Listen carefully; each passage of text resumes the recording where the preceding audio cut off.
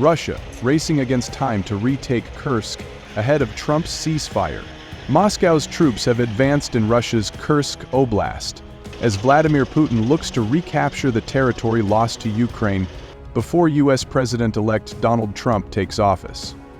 3 months on from Kyiv's surprise incursion into Russia's Kursk region, Ukraine's top military commander, General Alexander Syrskyi, said Moscow had sent tens of thousands of enemy soldiers, including North Koreans, to expel Ukrainian forces.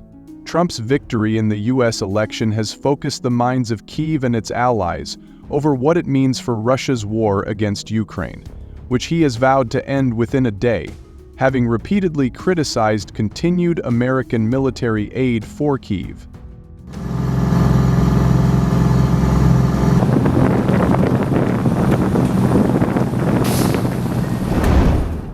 The UK newspaper The Telegraph cited a British Defence Intelligence assessment it said showed that Moscow is likely to increase kamikaze drone attacks on Ukrainian positions using new launch sites close to the border.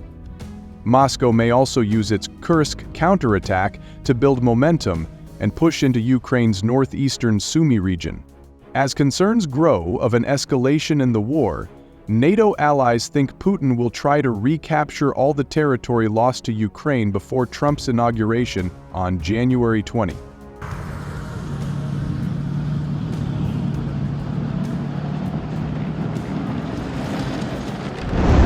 The US-based independent think tank Institute for the Study of War, or ISW, said Monday that Russian forces had advanced within the main Ukrainian salient in the Kursk region, recapturing positions north of Sudza and advancing in eastern Dorino.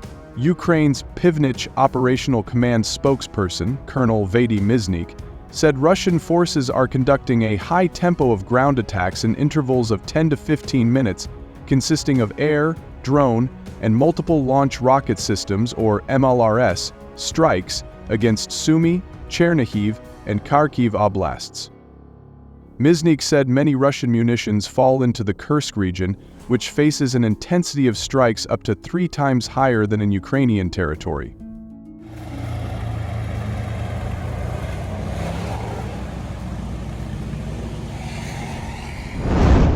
Ukraine's forces have also made marginal advances in the region, according to the ISW, which cited geolocated footage that showed gains in eastern Novoivanovka, located near Kurinyevo. However, Russian forces are suffering huge losses in Kursk operation, according to Kyiv's latest estimate, which said on Tuesday that over the previous day, Moscow had suffered 1950 casualties, which include those both killed and wounded.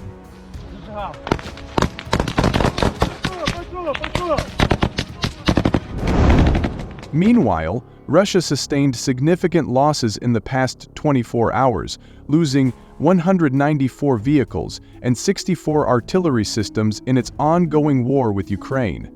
The figures, which were released by the Ministry of Defense of Ukraine, show that the Russian army lost 124 fuel tanks between November 13 and 14, and also lost 51 armored fighting vehicles and 19 tanks. This is the highest number of vehicle losses for Russia in the past month of fighting.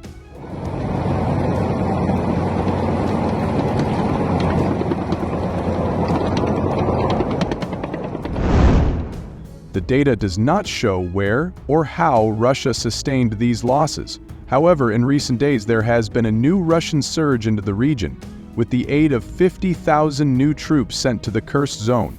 Many of these troops have been recruited from North Korea to help bolster Russian support in the Kursk region, without drawing troops away from other critical war zones. But questions have arisen around how experienced these troops are and whether they are ready for combat.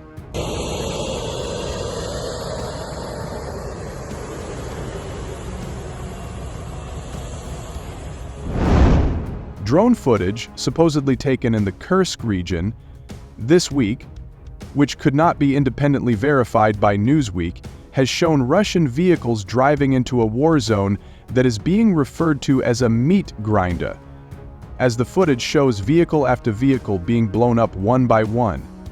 If this footage is accurate, then it may explain the staggering losses faced by Russian troops in the past 24 hours.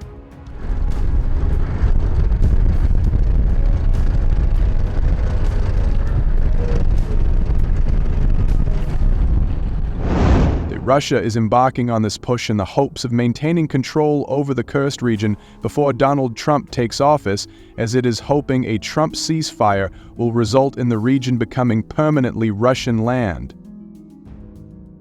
Trump called Putin to ask him not to escalate the war any further. However, his nomination of Tulsi Gabbard for Director of Intelligence has made supporters of the Kursk very nervous. Gabbard was accused in 2022 by Senator Mitt Romney of parroting Russian propaganda. After she made comments on social media and Tucker Carlson's Fox News show about the U.S. funding biolabs in Ukraine. In 2022, responding to these comments, then White House Press Secretary Jen Psaki said, "This is preposterous. It's the kind of disinformation operation we've seen repeatedly from the Russians over the years in Ukraine and in other countries, which have been debunked, and an example of the types of false pretexts we have been warning the Russians would invent."